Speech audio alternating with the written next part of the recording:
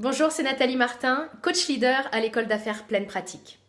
Aujourd'hui, dans cette vidéo, je vais vous interroger sur le fait que vous soyez un travailleur autonome ou alors un entrepreneur. Puis pourquoi ça me tient à cœur de vous poser cette question-là? Parce que ça a été probablement la prise de conscience la plus puissante qui a eu lieu pour les participants de notre événement 2 jours pour plus de clients.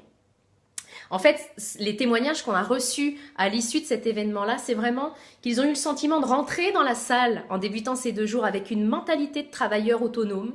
Puis c'est comme ça qu'ils se définissaient et qu'ils en sont ressortis avec un état d'esprit d'entrepreneur. Puis je vais vous amener à visualiser ce que ça change. Ce que ça change, c'est que si aujourd'hui, dans votre entreprise, vous vous considérez comme étant un travailleur autonome, eh bien finalement, certainement que vous considérez que vous échangez votre temps contre de l'argent. Donc si vous voulez que le cash rentre dans votre entreprise, il faut faire des clients. Puis si vous voulez plus d'argent, c'est peut-être une motivation qui vous a poussé à vous mettre à votre compte. Si vous voulez plus d'argent, il faut faire plus de clients.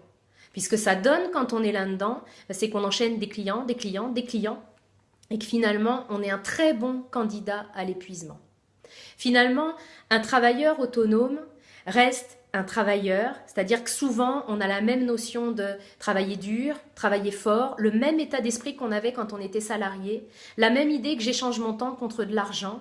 Puis finalement, au bout des années, on peut s'apercevoir que on croyait qu'on posséderait notre activité, on était fiers de dire au départ qu'on était à notre compte, et en fait, on s'aperçoit au bout de quelques années que c'est pas nous qui possédons notre activité, c'est notre activité qui nous possède. Puis quand on est un travailleur autonome, on pense parfois, comme quand on était salarié, que nos revenus vont être linéaires. Et on court parfois après une augmentation de revenus. Puis ça, c'est pas vrai. Quand on a un état d'esprit d'entrepreneur, on sait que c'est pas vrai. Donc on va être capable de gérer les creux financiers, les hivers dans notre entreprise, parce qu'on va avoir davantage une vision. La première des visions qu'on va avoir davantage, c'est le fait que créer son entreprise est probablement le meilleur ascenseur à évolution personnelle qui soit.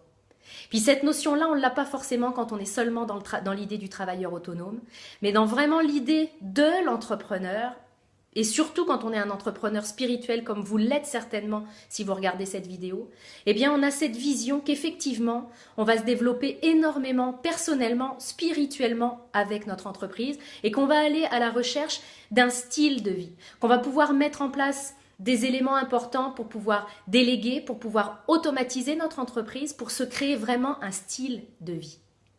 C'est en assistant à cet événement, 2 jours pour plus de clients, que les participants ont vraiment pu faire cette espèce de shift identitaire et repartir vraiment avec des clés concrètes pour arrêter de se comporter comme un travailleur autonome dans leur entreprise et se comporter davantage comme un entrepreneur. Alors si vous savez aujourd'hui que vous avez ce shift identitaire à faire, votre place, elle est à Paris avec nous les 26 et 27 mai prochains pour l'événement qui va avoir lieu en France, 2 jours pour plus de clients. Alors vous allez trouver un lien qui accompagne cette vidéo où vous trouverez toutes les informations pour pouvoir vous inscrire à cet événement. On a bien hâte, Marie-Hélène Rizzi et moi, de vous y retrouver.